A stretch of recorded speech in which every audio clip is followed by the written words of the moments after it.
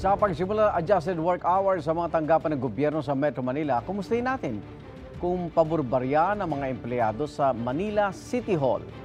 May unang balita live si James Agustin. James.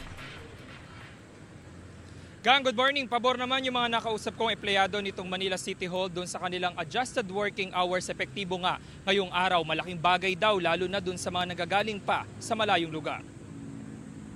Simula ngayong araw alas 7 ng umaga hanggang alas 4 ng hapon na ang pasok ng mga empleyado ng gobyerno sa Metro Manila.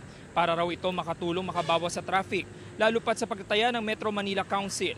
Nasa 112,000 ang empleyado sa mga LGU sa NCR. Pabor naman dyan ng mga empleyado ng Manila City Hall, tulad ng isang empleyado na nanggagaling pa sa Commonwealth Avenue sa Quezon City. Ang iba hindi na kailangan pang i-adjust ang body clock dahil dati na raw 7 a.m. to 4 p.m. ang kanilang pasok. Inaabisuhan ng Manila Health Department ng publiko na in-adjust na rin sa 7 a.m. to 4 p.m. ang working hours sa lahat ng 44 na health centers. Para naman sa mga bibisita sa Arroceros Forest Park, ang bagong operating hours ay 7 a.m. to 5 p.m. Ganyan din ang ipatutupad sa Paraiso ng Batang Maynila Park at iba pang plaza. Sa akin naman ay okay lang kasi katulad niyan, minsan pag alas 5 ka alis, matraffic, mahirap sumakay, ganun. Di ba, minsan makakarating ka sa bahay, mga alas 8 na. O, ngayon itatry namin ng 7 to 4 kung okay lang o ano, ganun. Pabor din naman po kasi yun naman din ang ano nila. Susunod na lang din po kami sa ano namin. Kung ano sinabi ng hepe namin.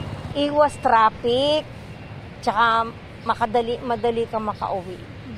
Kasi 7 to 4 eh. Cavite pa po kasi ako nanggagaling eh. Sa karanasan ko naman, okay naman dahil maaga pasok, lalo ng pag mainit, pag-uwi din. Palipas ng konting oras sa pag-uwi ng hapon, palipas ng init, saka uwi na rin. Walang iwas traffic.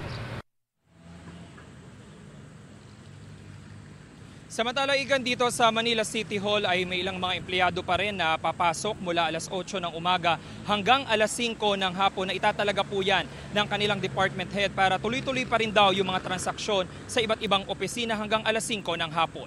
Yan ang unang balita mula rito sa Maynila. Ako po si James Agustin para sa GMA Integrated News.